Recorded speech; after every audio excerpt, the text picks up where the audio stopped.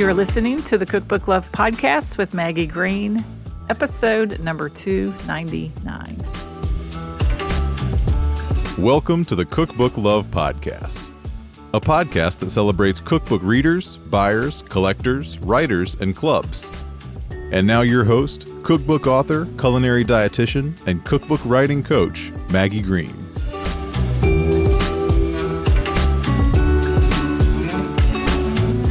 Hi, everybody. Welcome back to another episode of the Cookbook Love Podcast. How's everybody doing today? I hope you're all doing well, and I am taking some time to record this episode before I hop in the car and leave for Chicago. It is pre-Memorial Day weekend here in the U.S., and we are headed up to Chicago to move our youngest son into his apartment for the new job he will be starting on June the 3rd. I find this confluence of events in terms of really, truly having an empty nest and my 300th episode of the podcast coming up to be nothing short of coincidental, because it's big. It's big for both of these things. To have recorded almost 300 episodes of this podcast, shared it with you. I know that you all are getting a lot of benefit from it. And for those of you that just enjoy listening to the interviews, have no interest in writing a cookbook, I definitely hope that this is providing value for you as well to discover new cookbooks and see what goes into writing cookbooks and what motivates the people that write them. In terms of going to Chicago, we're looking forward to the weekend. Of course, Memorial Day will be a great time, hopefully with the weather. We may get a beach day in, and of course, we'll get to also visit with our oldest son who lives up there as well. So I'm sure I'll be reporting back on how things went with his move and how we're doing here. But I have decided that I am going to look forward to every stage and transition of raising these children and launching them into the world, and this weekend will be no different. It's not that I don't feel a little bit sad or that I know that he won't be living here anymore, but I'm totally aware that the way I think about this is going to drive my experience of this, and I'm all in for it. You know, and this is really no different than what we do when we start a podcast, start a business, write cookbooks, anything new that we're doing in our life, something new that we're embarking on. We can draw on our internal strength and courage to be the person that we want to be, show up like we want to show up, and get the results that we want to get, even when we feel sad or we feel like we are jumping in a pool that maybe feels beyond our capacity. We totally have the ability to do this, and I'm very thankful for my health, my business, my life, my family, and all the things that allow me to do what I'm doing, not only sitting here recording this podcast, but getting ready to get in a car and drive up to Chicago. So today on the podcast, I have a very fun interview. We had such a great time talking with Debbie Berne. Debbie is a professional book designer and has been designing books for over 20 years for publishers of all sizes. And she has worked on projects for authors, editors, agents, poets, artists, chefs, gardeners, and musicians. During the COVID-19 pandemic, Debbie took a deep dive and an interest in how book design interacts with the editorial side of book publishing. And as a result, she wrote a book called The Design of Books, an explainer for authors, editors, agents, and other curious readers, published this year in 2024 by the University of Chicago Press. Today on the podcast, you get to hear all about book design. Debbie talks about why she wrote her book with authors and editors in mind, and the importance of design in specifically cookbook writing, particularly the recipes, some trends in cookbook covers, and why she believes working with a book designer when you write cookbooks and get them published is of the utmost importance. So without further delay, let's dive into this interview with Debbie Berne. Hi, Debbie. Welcome to the Cookbook Love Podcast. It's so exciting that you are here, and I cannot wait to talk about something that I don't think we've really had a full discussion about on the podcast before, and that's about book design. But before we get started, why don't you tell everybody a little bit about who you are and what you do? Yes. So I'm a professional book designer. I've been doing that for about 20 years. I started in publishing actually as an editorial assistant to an agent. And that agent was so tuned in to how editorial and design work in books that she would say to me, I was her assistant, she would say, oh, I have this, new project from an author coming in. Can you do a little bit of rough layout for me? I was just like, what? I don't know how to do that. I got a copy of Cork. I taught myself how to use it and I started doing layout. I was like, oh, this is really interesting. I'm good at it. I like it.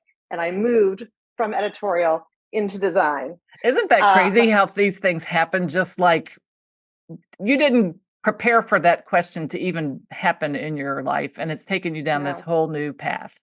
Yes. And the wonderful thing about that my boss, the agent, was that she just got the marriage between editorial and design so strongly that's when she had a new project and she was going to try to sell it, that's what she thought about. And so that's what she needed her assistant to do. And that's what pushed me into the design realm. So I wanted to say my two favorite kinds of books to design. The first is children's picture books, which I love to do because I'm surrounded by art. I like to do hand lettering, and I do hand lettering for them often. And there's very little writing. Yes. And the second is at the completely other end of the spectrum, which is cookbooks, which are the most complex design projects to do in book design. Well, and I think that's random then that we are even talking together on this podcast, because I believe I get an email on a regular basis from the University of Chicago Press about new books that are coming out.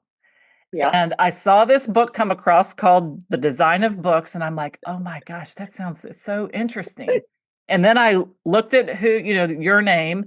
I think I went to your website and I thought, well, if this is a new book out, I wonder if Debbie would want to come on the podcast and talk about cookbook design, because it's so important. And even people that self-publish, one of the things that they're most worried about is the layout. They call it the layout. They want it to look good. Mm-hmm. And as they should. So I thought, well, I'll email you. What's the worst thing that can happen? I've always learned that in my professional life. You would either get a yes or a no. And you're like, I'd love to. Let's, do it after the big launch or whatever. So here we are. Yeah. And it ended up being one of your favorite genre of books. Yes. Yes. I mean, cookbook design is so complicated. It's so teamworky. Yeah. And it's so satisfying because there's so many things to think about, and there's so much detail. And I really love doing it. Yeah. And many people that listen to this show love to read cookbooks, and it's their favorite thing. So you'll have a lot that you can tell them about this. But my question, you wrote this book about book design, but you didn't write it for other book designers. No, I did not. Okay. Tell us who you wrote the book for and why someone that's maybe even listening to this show might be interested in picking up a copy of the book. Yes. So it's interesting a little bit because the book came out of kind of a little bit of frustration. So I've been working in design for 20 years. I work with editors, I work with authors, and it's always sort of surprised me how isolated design is from the editorial part of publishing, and how little some authors and editors understand about what the process is from taking their manuscript and making it into a book that a reader is going to hold. I mean, they're all readers, they all hold books, but they don't think about what is that process? How is the editorial and the design interrelated? And so that in my work, it could sometimes be frustrating. And an author might, ask me to do something where I'm like, that doesn't make sense design-wise, blah, blah, blah. So my husband would be making dinner and I would be at the end of my day of work and I would be complaining, oh, I wish the author knew this. I wish the author knew that. And then COVID came around and I had a lot of extra time and I thought, maybe I should write a book for self-publishing authors to understand how design works. And I was like, try that. So I started writing. I was like, oh no, this isn't for self-publishing authors. This is for all authors. This is for authors and editors and agents and people working in marketing, everybody in publishing that's not part of the designers. That's what I wanted to have them see, how what they do and what I do relate, how we interconnect, how we can work together, how to make the best books. And so it's not a how-to for designers. It's a book for people on the editorial side. Yeah. And when you say the editorial side, tell us what that means. Because not everyone that's listening might not know in the process of publishing who the people are that work in editorial. Okay. So the editorial is the editors, the authors, the copy editors, the proofreaders, the indexers, everybody who's working with the words. Okay. That's the editorial side. Okay. Yeah. Anybody that's working with the words, because the words are created by the author, they come in this manuscript form, and then it's got to be magically turned into an edited document that looks good, right? And it's turned into a book. So, Yes. yeah, I mean, it makes complete sense to me why these two obviously work so well together. And I think in cookbooks in particular, there's so many elements with this one thing that really sets cookbooks apart, and that's called recipes. And we're going to spend a lot of time talking here about recipes because that's Yes. where a lot of this design, the rubber meets the road, right? I think the other thing that people would maybe be interested in is how photography is part of this design. So if there's anything you want to sprinkle in about photos as we're going along, we'll add that in too. But let's talk about recipes. As a book designer, when you think about recipes, just from a 10,000-foot perspective, what are you thinking about? What do you want authors and people who write cookbooks to know? To me, the thing about recipes that's so interesting is that they are equal parts style, voice, and utility. A recipe has to be functional. You have a reader who is like stirring and pouring, and they're at the counter, they're doing things, and they're referring to the recipe. And it has to be able that you can see your ingredients, your method, all of that stuff has to be really highly functional. And yet, it also has to express voice, it has to express style, it has to be good looking. So all of those things are kind of coming together in the cookbook design. And that's why, and it's on a big page, there's a lot of space, there's often a lot of words, and you're trying to fit everything. Yeah. There's a complex format, there's the ingredient list, there's the head note, there's the method, there's all the different pieces, and you're having to put that together so that it makes sense for the reader, but that it also expresses the tone of the book, the usefulness of the book, the kind of book it is. A restaurant book is going to be different than a diet book. Like a book about seasons is going to be different than a book that's about, gluten-free baking. Those all have their own character. And so the design is both creating the utility and the character for the book. Yeah. And I think the utility is probably something that I know from the author side, we maybe don't always think about, that if people are actively cooking, glancing down at the book, being able to actually just visually pick up what they need to do next in a relatively simple and easy fashion, and be able to read it and all that kind of stuff as we're doing other things, right? So one of the things that's interesting to me about that is if you think about older cookbooks, how the recipes just kind of flowed from page to page, and it might start in the middle. But nowadays, because recipes are facing photographs, they are on their own page, and every recipe starts on an own page. But when you're working in that book and you have your ingredient list and you're in your method, and then the recipe is long, and so you have to turn the page. So you turn the page and you're reading that part of the method, but then you have to go back because how much sugar was it? And I have to go back to the ingredient list on the page before. So to me, that's an interesting aspect of page design, is like, if, editors often want you to push your recipe to only fit on one page. And that can be annoying to authors, to chefs, and to people who are developing recipes. But on the other hand, to the reader, it's kind of helpful. That's the reason that editors want that. Yeah. What do you think about cross-references in a recipe? Like if it says, it could be a cross-reference in the ingredient list, like make this lemon vinaigrette from page, 533. It's so funny. A friend of mine was just telling me about a story about doing a recipe. I'm not going to say the cookbook, but a kind of complex cookbook.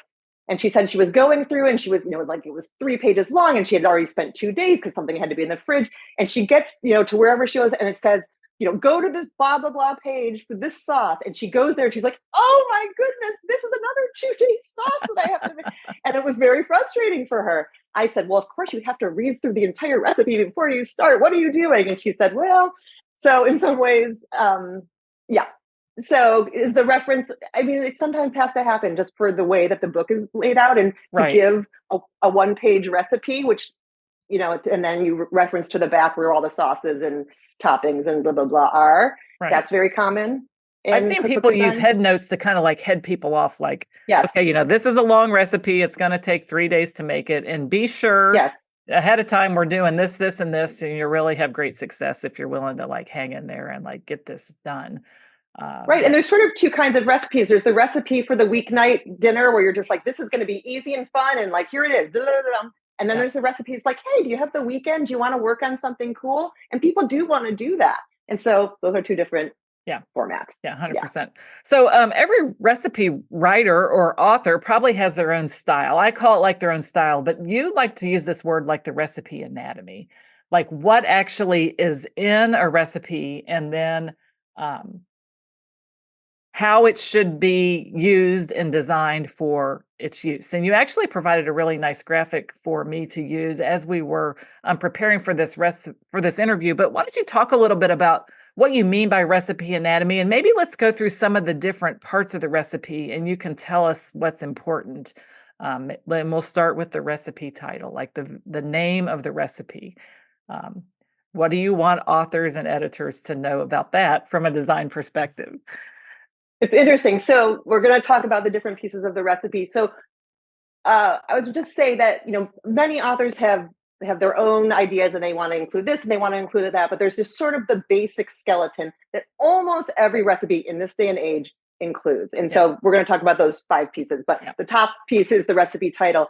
So the recipe title, one of the things that the designer thinks about is, first of all, where does it go on the page? And mostly it goes at the top, although there was a period where people would put the headnote on top and the recipe title below that. There's also, I was noticing recently that there's been some cookbooks where the recipe title is on the left column and the headnote is sort of next to it on the right column. So they're sort of side by side instead of it being on top.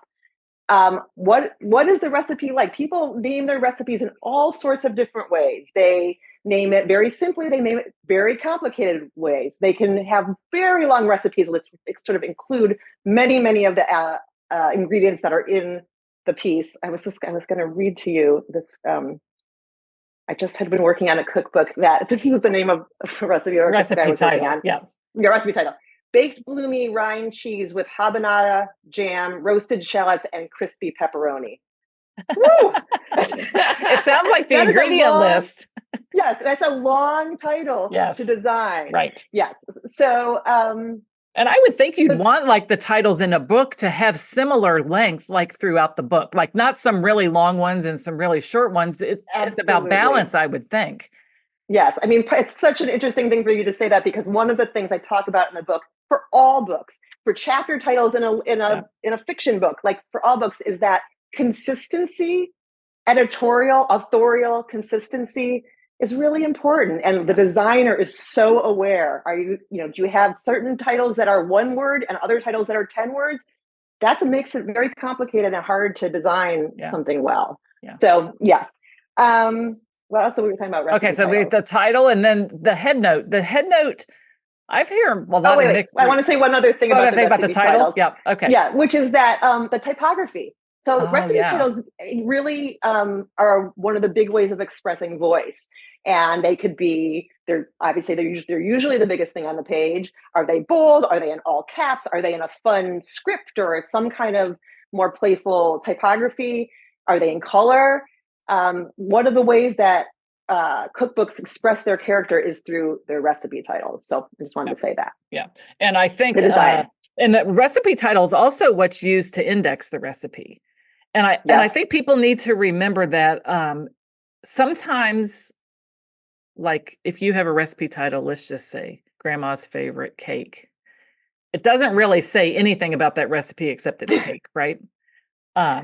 How do you feel about and then I guess other keywords would have to be introduced. Obviously, an indexer can like pick up main ingredients. If it's chocolate or if it's buttermilk, they can index it in the right place. But sometimes the title tells you more than it's just a cake. It might like the example that you just gave. But I think there's a fine line between too little information and too much information.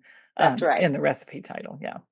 And the recipe title also has character and voice, and the designer is trying to express that. Well, I'm not trying to make up the character and voice. The author is the person who's bringing that forward, and the designer is trying to reflect that and amplify that and express that. Like, we're not trying to make up something else. We're trying to take the lead of the author's voice and express that visually. Yeah, and that's what makes a recipe unique and copyrightable for an author, is their expression of the recipe. Yes. There are some recipes that cannot be copyright protected because it's just like basic, who does this recipe belong to anyway? But when we start to add our own expression, our own words, our own story, maybe our own unique way of saying things, that tends to make a recipe more belong to somebody because it's my words.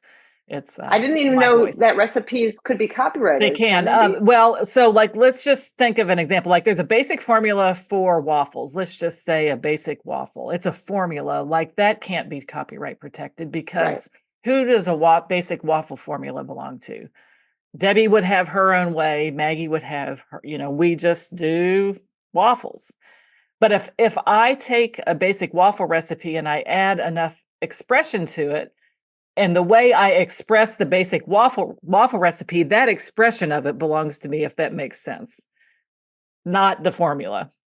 So is it that the head note is The head note helps. yours? The recipe Yeah. title helps. Yeah. The Yeah. way you Yeah. describe the instructions, like maybe there's a Yes. little tip about something when you make waffles is the way you know for sure it's cooked all the way through the middle to this perfect level of crispiness, and you can Yeah. express that in the recipe. Yeah. Yeah, Yeah. that's where the copyright protection comes from. Right. Because you're So we took correct. Someone could take my recipe, and it just means it's copyright protected, like within the body of work that it's in. It doesn't prevent anybody from taking my waffle recipe and opening a food truck. There is not any protection there. It's really unfortunate to say, but that's true. On the other hand, you're making the cookbook so that other people can cook your food. Like 100%, right. That's the Right. idea. Right. And a Right. lot of people feel very protective of their recipes. Like if they're a restaurant, I can't give these recipes away because they feel like they're giving their livelihood away. And you've Yeah. probably worked with chefs or restaurateurs you're designing their books. But Yes. I think that people come to a restaurant to be entertained, to have a night away from cooking, to celebrate something. And I don't think a cookbook is going to prevent people from coming to your restaurant. If anything, it's like another asset, like in their business model that they could sell, the chef could sign. It's a memory of being there. But this whole I think that restaurant cookbooks are, they're a micro genre within cookbooks. And I Yeah. think they're really interesting because, for the one thing, most people cannot actually recreate those recipes. They're too complicated for home cooks. Yeah. But so what are they doing? The restaurant they're advertising, they're showing off, they're showing themselves, like, this is who we are. Like, that's what the restaurant cookbooks 100%. really are. Yeah. Yeah. And I love that as a designer, you're aware, and you're telling us in this book that you're aware that this unique voice and this unique expression is part of what this recipe is, and we need to retain that as much as we can.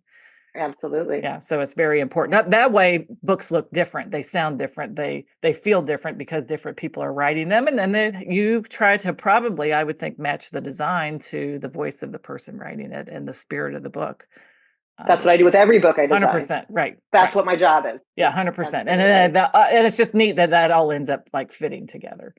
Yeah. Yes. So we took a little side trip down the copyright The protection, but I restaurant. think it's kind of neat to think about it from a design perspective. I really hadn't thought about your role in maintaining the voice and the expression of the author through the design. Yep. Yeah. All right, well, let's talk about the head note. I think this is one of people's favorite parts of a recipe, although it very rarely tells them what to buy or what to do. What is it about head notes that you like us to think about? And what do you think about head notes in general when it comes to recipes? I mean, I feel like head notes is sort of the literary part of the recipe, and that's what I like about them. I really love to read head notes. They talk about where the recipe comes from, how it got developed, where maybe their mother gave it to their grandmother, gave it to them, they ate it when they were a child. Sometimes they're historical. They talk about the history of certain kinds of, like, think about Claudia Roden and how they can be very long. Claudia Roden might write 4 paragraphs about her, in a head note, or they could be very short and be 4 sentences, and that's also very common. One of the things that designers want in a manuscript for a cookbook is, are your head notes about 1 paragraph, or are they more like 4 paragraphs, and to sort of be consistent throughout. I would say in today's age, most head notes tend to be on the shorter side, 1 paragraph or sometimes 2.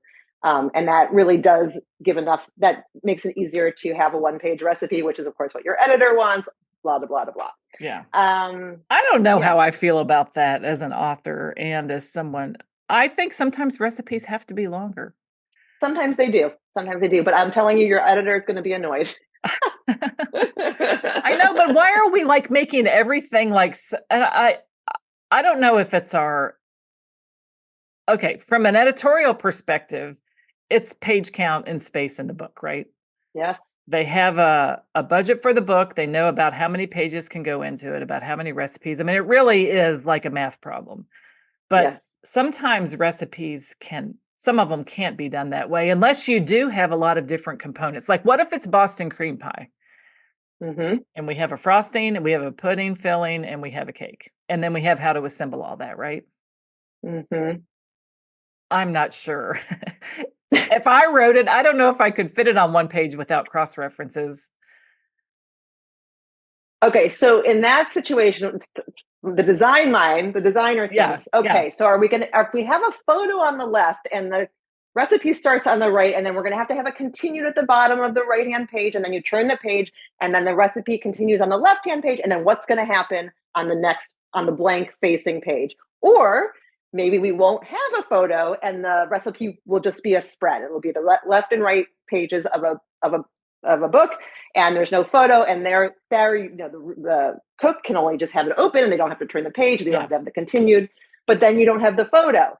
And so that's sort of a balance that you're deciding, like, do we need to have a photo for the Boston cream pie or not? Because Boston cream pie certainly isn't a descriptive title to tell you like what it is. Do you know what I mean? If I closed my eyes and thought Boston cream pie, it would not at all be in my mind what it really actually looks like. And I think a photo probably is helpful in that kind of, I think for regional things like that, although it's not really regional, but it, when you think pie, it's not, you're going to get a cake with a pudding filling. It's not pie. Well, I'll just tell you in terms of photos, the trend nowadays is that they want to have a photo for almost every recipe. That used to be very restricted because it's so much more expensive because the page count gets longer. But now I think that the publishers feel like people don't cook any recipes that don't have a photo nowadays. And so they want to have a photo for every recipe.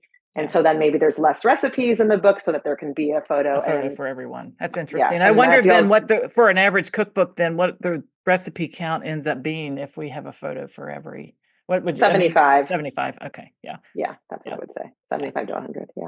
Mm-hmm. All right. Well, the next thing then is the yield. Let's talk about the yield line. And this is interesting from a recipe writing perspective because people always say like, do I say it makes 3 dozen cookies? Do I say it makes, 36 cookies? Do I say it feeds 4 people? Do I say it, feeds 2 hungry teenagers or 8 elderly people? I mean, what do I say for the yield?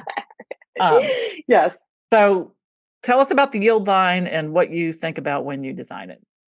Yes. So those questions are all very good questions. And sometimes you get serves and sometimes you get makes and all the different things. I can't answer that because I'm not an editor. Yeah. What I think about in terms of the yield is where it's going to be on the page and how it's going to look. And I think of the yield as sort of a punctuation mark on the page. The yield is usually 1 line or sometimes 2 lines. It's short and it often is in a distinctive typographic mode, different from everything else. It often is in color. It can be bold. It could be in all caps. Some authors really want it to be directly underneath the title. Others allow it to be on top of the ingredient list. Sometimes the designers want to put it below the ingredient list. Some authors will allow that, some will not. But it does act as a visual punctuation mark. It's something that just sort of pops and gives the page some character and interest and design, visual interest. So that's how I think about the yield. And when the yield becomes too long, like sometimes people will say, serves this many, makes that much, but the teenagers will and it's like 5 lines long. I'm like, oh, no. That's not how the yield works. Yeah.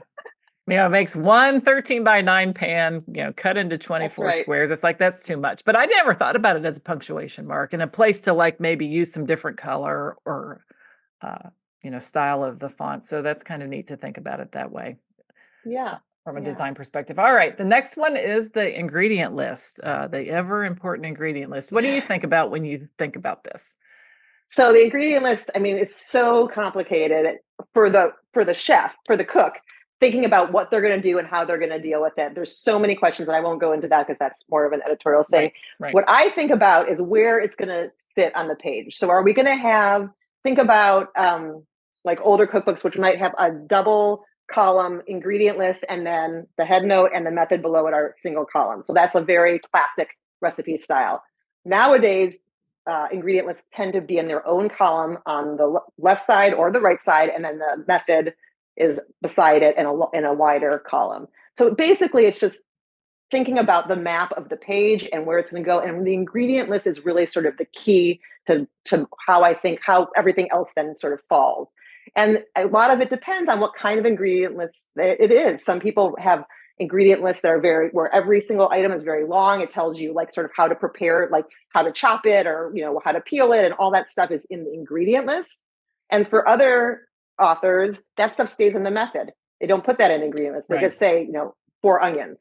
Right. So that really makes a difference in terms of how wide I want my column to be and where I want it to sit, and how much space there is between each ingredient and how bold each ingredient is, and should there be an indent on the second line. All those things are things that the designer is thinking about, and which I want to be cool looking and reflective of the voice, but also to be useful for the person who's using that book. Yeah. And when the author writes the manuscript and they're writing the recipes, I think you've used the word consistency before, but it's important for them, I would think, in every recipe to pick the basic order of the title, the head note, the yield, the ingredients, the method, then if there's any little note or variation at the bottom, but to make every recipe that you type in your manuscript in the same order. Because you then apply your magic to make it turn into the laid out page, but we can probably save you a lot of time if we do it consistently. I mean, if you don't do it consistently, I'm just going to send your manuscript back. Well, hopefully editorial has maybe picked that up, right? Your copy editor is going to make sure it's consistent. Right. Absolutely. Right. One other thing that's interesting to think about the ingredient list is that some ingredient lists are just straight, list of ingredients, but other ones have headers. Like, this is for the sauce, this is for the frosting, blah, blah, blah. I was just thinking about... like the Boston cream pie. Right. Like the Boston cream pie. I was just thinking about Molly Baz's new book. Yes. And she organizes her ingredient list: produce, dairy, protein, pantry, special equipment. That's what her ingredient list is. So it's not in the order that you use it, which is what the way that... You're assuming, though, that people know what protein is. That's what she's doing in her new book, which I was like, wow. I was very surprised. I was like, you don't see that in the ingredient list. Well, and I guess, if you want to have a recipe be an expression of what you talk about and of you can totally introduce things like that, I guess, just to make it your own. I mean, yeah. And equipment, it's did you funny, say equipment also? She had equipment. Yeah. She had her equipment, special equipment, special equipment. So, but anyway, that book has a lot of headers, but even books that are not doing that are just having there's the headers in the ingredient list, and how those sort of are designed and relate to the things below it. That's a very detailed and important design piece that I think about very carefully for every single cookbook. Yeah. And I didn't know that the columns, them set side by side and different widths of columns, was kind of the way that things are being done now. And then the method, I would say so. The directions or the method then goes up beside it on one side or the other. And I would think from a space perspective, does it save space to do it that way? Or is it maybe just easier because the list of ingredients is just straight down the list? Like, you can go straight down. You're not having to jump from one column to the other. If the ingredients used to be set across 2 columns, you know what I mean? Mm-hmm. Yeah. I think it's probably maybe a little easier to read this way. I think it's easier to read. And it's interesting, some cookbooks I've done where the ingredients always stay on the left and the method is to the right. It doesn't matter which page it's on. Yeah. And other ones, if it's on the left-hand page, it flip-flops, right? And so that's just the choice that is made. Yeah. Interesting. You mentioned something like you would send, if an author wasn't consistent, you would send it back because you need the consistency to make the best design. But I feel like I've worked on cookbook projects where it's possible that some of the layouts being done while copy editing is going on. Is that doesn't seem like the right order. The sample layout is going on, and it should be. I mean, the sample layout, one of my things I talk about in my book is that for cookbooks, which are complex design, illustrated things, the sample design should be worked out very, very early. Like maybe, like I actually would prefer it when there's only just like the first drafts of the recipes, or even just a small group of the recipes in the like very beginning stage. Let's do some sample design. Let's see how the recipes that you're writing work on the page. Are they going to be this way? Are they going to be that way? What are they like? Do you have notes? Do you have variations? Are you going to have that stuff or not? Are your head notes long or short? All of that. You work that out with the designer early on. And then once you've all found something that you're like, yes, this is the way to go, then the author goes back and starts writing the book and uses that formatting with as that sort of the exactly. And that's the best way to do it. Yeah, that would make sense, because people write in a lot of, we're all as unique in writing as we are in people. And I think that some people are verbose, some are a little bit more abbreviated. People write recipes different. So to actually work the formatting out early, the manuscript or the final copy edit could be done to reflect how it's going to best work within the format that you've picked. That's right. Interesting. Yeah. Well, tell us about the method then. This is the actual, how to do this. Yes. I see it expressed in a lot of different ways, numbers, bullet lists. What do you think about the method?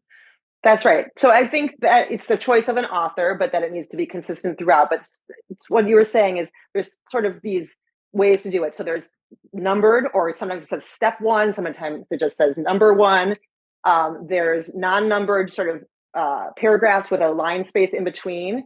Some people who are writing sort of more narratively or literally might actually just have running text with indented paragraphs right after each other, like as if you were reading a novel. Like that can happen for the method. Whichever it is, if you're having a line space, you do not indent the next paragraph. And if you're indenting the next paragraph, you do not have a line space. Never do both. That's for all books. But so, that's how the method's working. It's sort of like it's really the author is choosing, and then the designer is going to follow based on that. I feel like numbered methods are less common than they used to be. I feel like I've designed less. Most people are not numbering their method these days, although it sort of depends on what kind of book. If you're writing a book for kids, you're going to number your method. If you're writing a baking book, more likely you're going to number your method. It sort of depends. Do you want the author to introduce those numbers when they write it, or do you introduce them in design?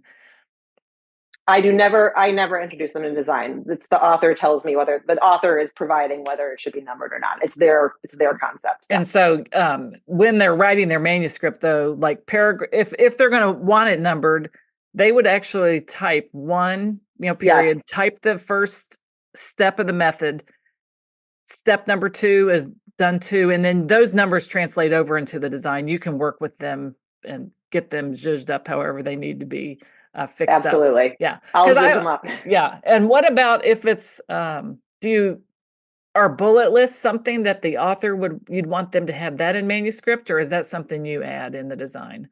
It's funny. I'm trying to think if I ever did a method that was a bullet list. I can't really think of one that I ever. It's like the bullets. I usually end up with the notes or tips at the end. Like those might have a bullet in front of it, or some kind of little decorative ornament. That's something you would do then as part of the design if it's needed. Yeah, like what would be the usefulness of having bullets for your method? Can you think? I can't really. It doesn't really. No. For some people, I think it's just a way of, instead of indenting or adding a line space, it's just a way of saying this is a new step. And it shouldn't be in the manuscript. Yeah, it should never be in the manuscript. Yeah, because I think I've always thought that when I, as an author on my side, that the simpler, like the manuscript just stripped out of as much absolutely stuff as possible. What about the fractions? In Microsoft Word, fractions turn into a character. So I always told people, and I did it myself, I always turned those off. There's an option in Word to turn it off so that it stays a fraction and not a character, I guess. Such a good question. Or not? Yes, absolutely. Do not send in those fractions. InDesign, which is the program that book designers use to do the interiors, we deal with the fractions in InDesign, and you can just send them as number/number. Yeah, absolutely. Yeah, good question. And I think the fractions are something. Then when the proofing's going on, I think it just checking readability and making sure that they, 3/4 might look good and a half might look good, but I always think the thirds, you got to pay attention to them. Like, how is it all like looking, and readability of fractions? And I'm sure you pay attention to that also, because Very like you much. said, if a cook is actively cooking and they're glancing at the page, the fraction needs to be very readable for them. You want to hear a very, very detailed piece of cookbook Yes, design? tell Is me. when there's a whole number and then a fraction. So it's 1 1/3 cups, blah blah blah blah. Yeah. So when you're the author and you're doing the manuscript, 1 space 1/3. But when I get it, I got to get rid of it. I don't have a full letter space in between the 1 and the third. So like the designer is actually like going right into there and like trying to figure out so you would rather that we don't leave the space in the manuscript? No, you kind of do need it, because otherwise I'm like, is it this 11/3? Is this right? Yes. No, you have to leave the space, but then we get rid of the space and add our own very detailed spacing there. I see. Yeah. To make the numbers set in the right way. Yeah, so that you can see the full number and you can see the fraction and they make sense to the reader and all of that. That's something that cookbook designers are dealing with all the time. Yeah. And I think that for people that are listening to know that in between me as the author writing the manuscript and you as the designer designing it, the copy editing phase goes on in between that. And that's where the editorial work is with me and someone saying, look, we need to clean this up a little bit. We need to like keep this more consistent. We need to fix this so that when you get it, it's in as good a shape as possible to make the design work happen.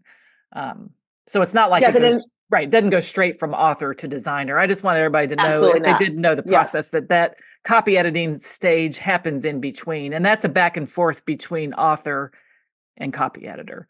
And although if you're a self-publishing, maybe you aren't having that phase in between. And that's one of the troubles of design and self-publishing is that there really does need to be, in this day and age, all manuscripts are coded by copy editors so that when they come to the designer understands what each piece is. This is the header of the ingredient list, not one of the ingredients. Yeah. And so, the coding is a whole nother, and that's something that's interesting that copy editors do, but that's like your instruction manual, like absolutely. This is a major heading, this is a recipe title, this is a yield, and then you can set all those formats up in your program. And it really is magic. I think it's fascinating to watch a manuscript flow into InDesign and see how it actually comes out.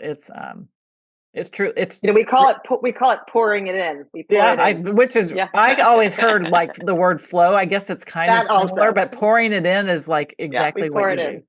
Yeah. And the better shape it's in when you pour it in, the better results you're going to get on the other end. Absolutely. And I always tell people, when you're writing a book, you start thinking about that from the very beginning. It's going to make copy editing easier, and it's going to make the pouring in of the manuscript into the design easier. It just makes it easier all along the way. So I think authors have a great responsibility in the way the final book looks, because I think we can lessen your frustration level when we're writing them. Or the copy editors.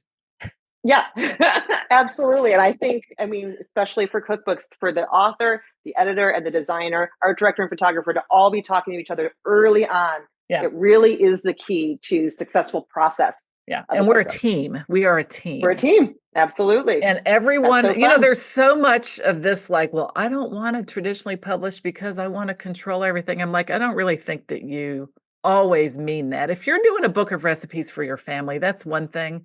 But a team of people that work for publishers is a wonderful thing.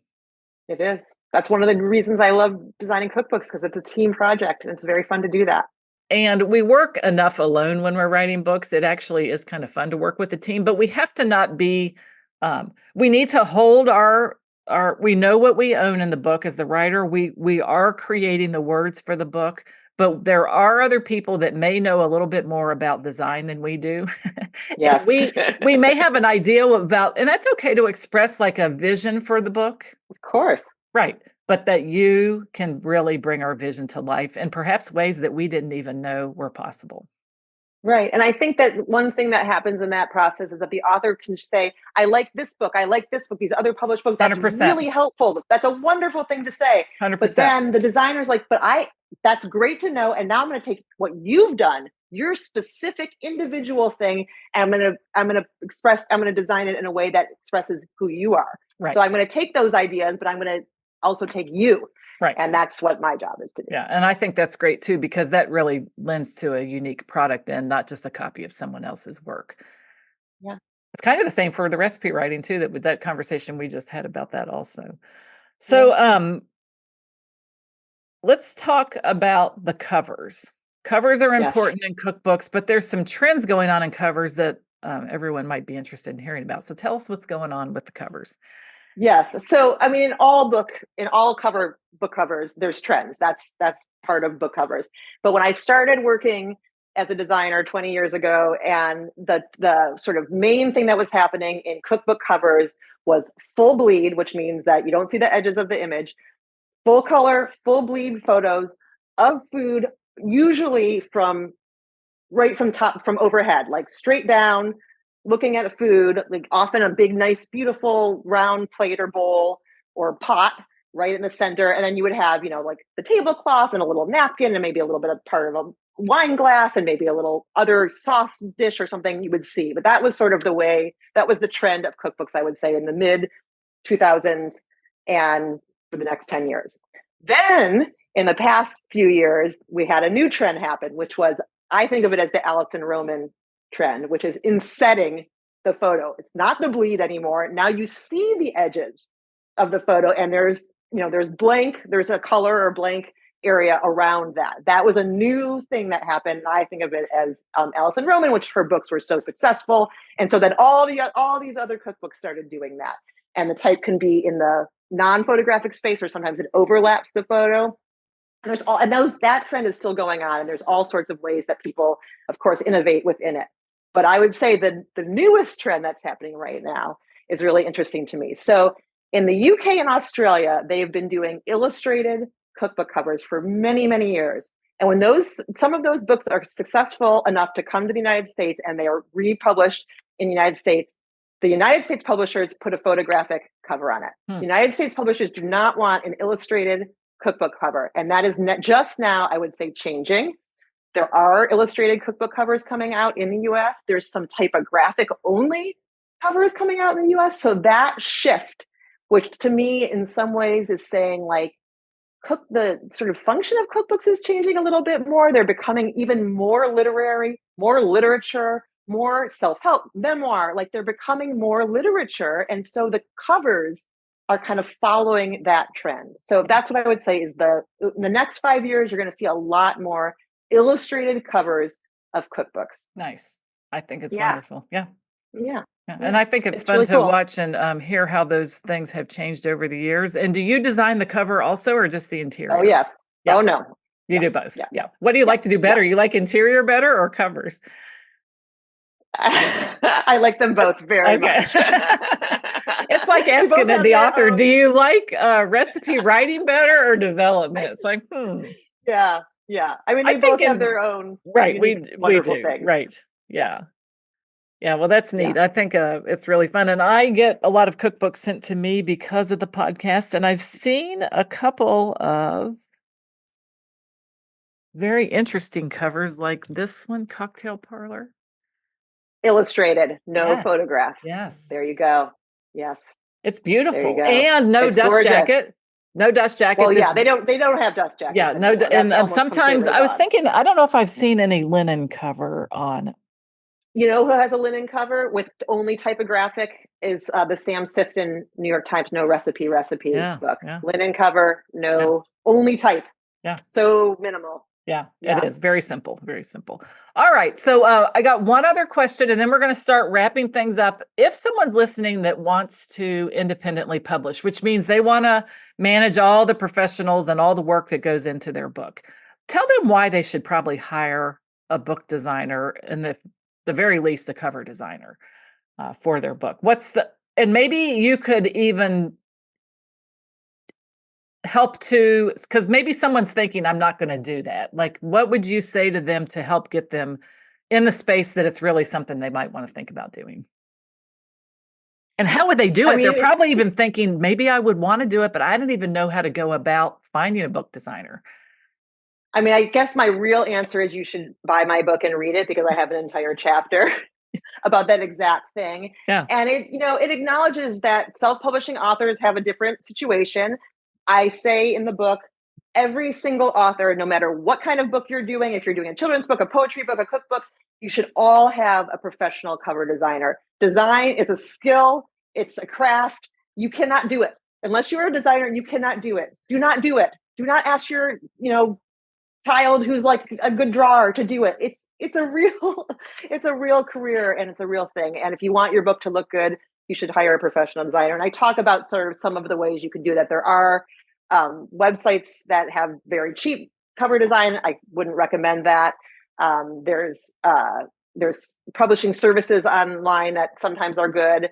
You can ask people to refer you to a real designer. You can look at Instagram. I don't know, there's lots of different ways to do it, and I have that in the book. Mm-hmm. In terms of the interior, though, I would say, I think everybody should have, if you want to have a great looking book, hire a professional for the whole thing. Yeah. If you're writing a novel, I can understand you saying, like, I'm not going to do that. I don't have the money to do that. I'm going to just do it through the self-publishing world. And I can sort of accept that. It's not going to be as beautiful as it could be, but it's going to be fine.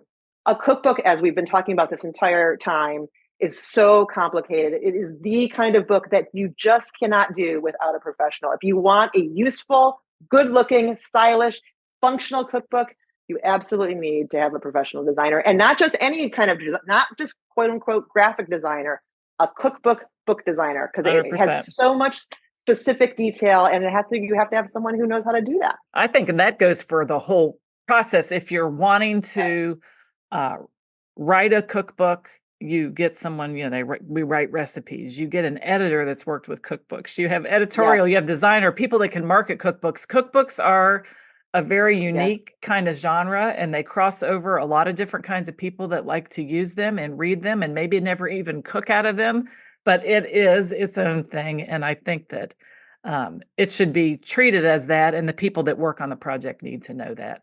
So I wholeheartedly agree from the editorial side of that also, that it is really important that the people that work on it know the cookbook space. And it's going to help the book in the long run, actually. Absolutely. But publishers that traditionally publish cookbooks and have a division where they do cookbooks, they most of the time know these things. They know those things. Yes. They know, because they want them to sell. I say people want to have a successful book. They want it to sell. It's not like they're trying to take anything from you. They want this to happen. Yes, absolutely. There's nothing that would make them happier than to, sell 5,000 copies of your book, and they're going to help the design and the cover help that. I bet there's people that pick cookbooks just based on the cover. Like should I get this book for this or this one, this cocktail book or this one? I'll just pick this one. It's like buying wine by the label, right? You think? The whole idea of the cover is like in the day when people still went to bookstores, they're walking around the bookstore and they're looking. What are they looking at? The cover, and the covers that are the most appealing, they pick up, that speak to them. They pick them up and they start to look at them, and then they can decide if they want it or not. But that's what the cover is doing, and it even is doing that. On Amazon, like in a very tiny little 1-inch size, but it's doing that there too. It's trying to speak to the audience. Yeah. Buy me. Yeah. Pick me.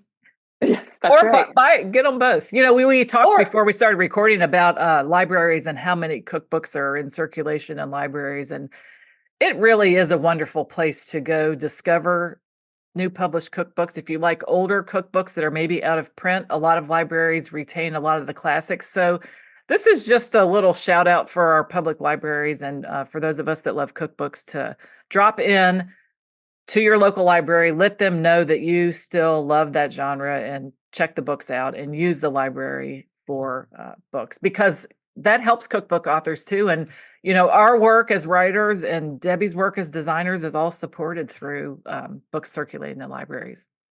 Absolutely. Yeah. Well, it has gone so fast. We have one last question I love to ask everybody, and this is the hardest one of all. Now, I like to say we have this podcast because the people that listen and come on the show love cookbooks, and they like to talk about cookbooks. But do you have a favorite cookbook? And if you do, what is your favorite cookbook? So the funny thing is that I wrote this book, The Design of Books, and I'm working on a second book. And that book is about cookbooks. I'm writing a book about cookbooks, about not just the design of cookbooks, although there's an underpinning about design, but it's just sort of the cultural relevance of cookbooks. And so I am reading cookbooks from the library very often, but I'm reading cookbooks like voraciously. I'm sort of obsessed. And so every week I'm reading a new cookbook, and that's my favorite cookbook of the moment. I just become like every single one. There's almost not a cookbook in the world that I haven't enjoyed in some way. I mean, some of the reasons I'm enjoying it's because they feel dated or they're weird, but I love them all. I love cookbooks. They're like endlessly interesting to me. So that's what I have to say about my favorite cookbook. And endlessly interesting. I think you're right. I've had people say to me, well, doesn't the world have enough cookbooks? And I say, well, the world still is producing young adult books, romance novels. There's new biography coming out, historical fiction. I said, as long as books are being produced and written, there's more ideas and more expressions of ideas for cooking and food. I mean, food is just like this vast world of knowledge, and you take that by the number of people that experience it. And I mean, there's lots of stories to be told about food. Absolutely. Endless. So I personally don't think that we have enough cookbooks yet, but some people do. I mean, the thing that's funny about that is like, we don't have enough novels. Like novels should go on forever. And cookbooks are sort of moving into that space. I keep kind of saying that, but like I read my cookbooks in bed. I love to read my cookbooks in bed. Like, I know. Yeah. So you saying that you've probably just hit the sweet spot for a lot of people that listen to this show, because that's what people love. And they maybe don't even cook out of it. Yeah. Right. I have a lot of cookbooks, but I can't honestly say I've cooked out of every single one. No, me neither. No. I'm not even the cook in my family. My husband does the cooking. I do the baking. Exactly. Yeah. So you have them and you read them, but you're not even the one that's actually going in and making the soup, so to speak. Yeah. That's right. Right. Yeah. Well, tell everybody a little bit about how they can connect with you online. Again, the name of your books, just a reminder for everybody how they might be able to get a copy so that they can read all about the design, especially if they're heading into an independent publishing project.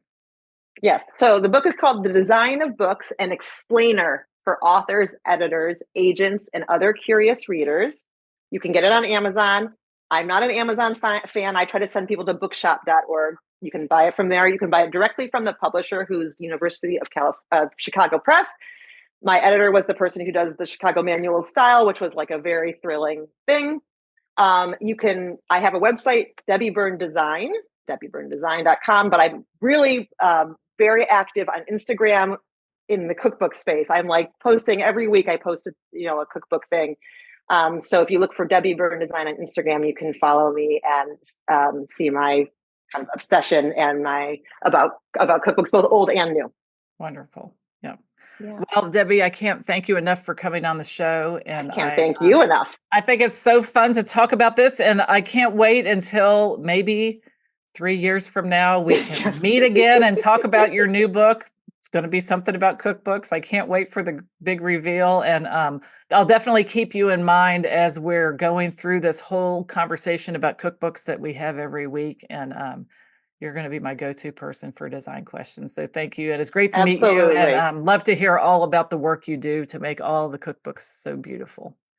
Thank you so much. It's really a pleasure to talk to you. All right. And thank you. So have a great day and good luck with working on your next book. Thank you. And you too. Thank you so much for joining us today for this episode of the Cookbook Love Podcast. Again, all the links can be found in the show notes at www.cookbooklove.co. And if you are interested in writing a cookbook of your own, please check out the free cookbook writing masterclass called How to Get Paid to Write a Cookbook. It is designed specifically for food or nutrition experts, and you can check that out at www.cookbookwritersacademy.com/free. So that's it for today's episode of the Cookbook Love Podcast. This is your host, Maggie Green, and until next time, have a great day and keep loving your cookbooks. Thanks for listening to the Cookbook Love Podcast. You can find out more information at www.cookbooklove.co.